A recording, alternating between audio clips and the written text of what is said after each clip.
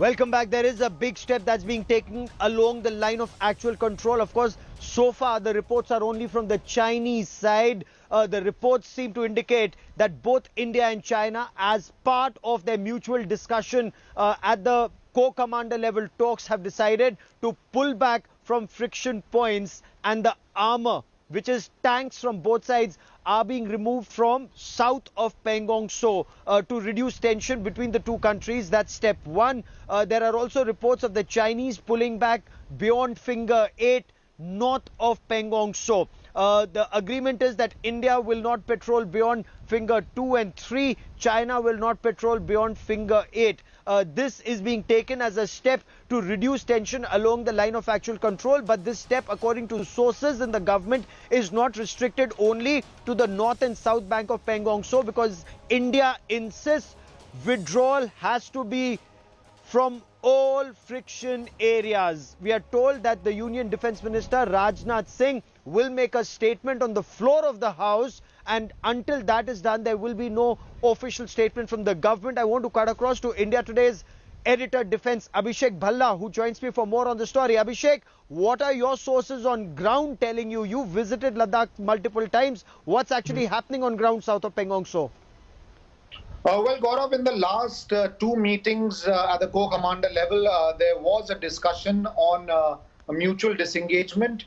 And what I've heard today from sources is that the last 3 days have been extremely hectic as far as discussions are concerned. Commanders at the ground level have been talking to each other to finalize the modalities on the roadmap which was discussed for disengagement. And that roadmap was that China goes beyond Finger 8 on the northern bank, and India moves to Dhansing Thapa post, which is between Finger 2 and Finger 3. And if this is successful, then India also vacates the southern bank, the heights that the Indian Army has been occupying since the last few months. These are the larger modalities. Step 2, obviously, is what the Indian side had insisted in the previous meeting, which was the 9th meeting at the co-commander level, that once this happens, there needs to be a complete disengagement from all friction areas, including Depsang, where China has entered and has been occupying places which are not to the Indian interest. And India feels that a change of status quo had happened back in 2014. Okay. So it's still early days. But important developments, and it's extremely important. Stay with me for a moment. Lieutenant General Sanjay Kulkarni joins me on the broadcast. General Kulkarni, your appreciation of the situation on ground. China withdrawing to Finger 8, India staying at Dhansing Thapa post. Also, China expects India to withdraw from south of Pangong. So far, only the armor has moved back.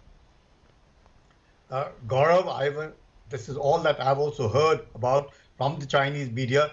No official statement as yet, but definitely if what the Chinese are wanting to walk the talk, I think it's a welcome step, firstly. Secondly, we should not get complacent. And thirdly, we should not be seen the Chinese using this as a smokescreen, but what you rightly said, all friction points, because we are occupying Magar Hill, Rezangla, Rishinla, and Mukpari. All these heights along the Kailash range must not be vacated in the garb of their vacating or pulling back. It's a welcome step if the Chinese do what they have said, that they would pull back. Exactly. And go back first. As regards the armor is concerned, definitely welcome, no problems whatsoever. If they are pulling back armor, we would also reciprocate. That is not the thing. But Chinese, as I said, cannot be trusted. Chinese must not be using this as a smoke screen, because Depsang is the Chinese cannot be trusted. General,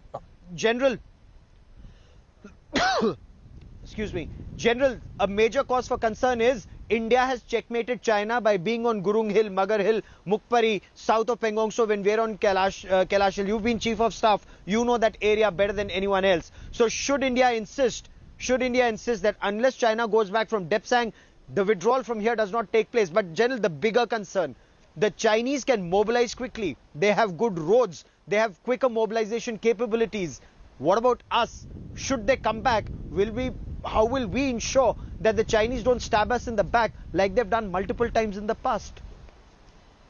Gaurav, you're absolutely right. No, there should be no complacency whatsoever. We have to be vigilant. The Chinese have amassed over 50,000 troops and not very far away. They can mobilize quickly because the infrastructure is in place. Their 4th Motorized Infantry Division, the 6th Mechanized Infantry Division, they're all over there with massive artillery and missiles.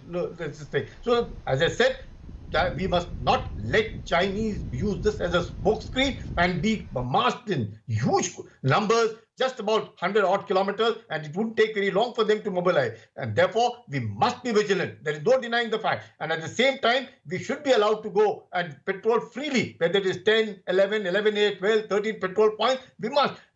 It should so happen that they won't allow us to at Depsang and expect us to vacate Kailash.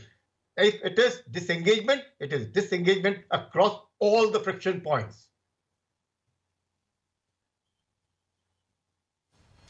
Absolutely, that is extremely essential. But Abhishek, on ground, are we insisting that the Chinese forces, those 50,000 troops, move back to their peacetime location before India vacates Gurung Hill, Magar Hill, Rizangla, Richinla, the Kailash ranges? That's right, Gaurav. The Indian stand has been that status quo ante as per April last year needs to be restored. And for that, the Chinese need to move back.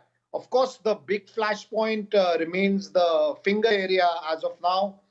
And that's why, the immediate focus is on that. In the previous meetings that have taken place, the first step that was discussed was the Pangong finger area, especially the northern bank.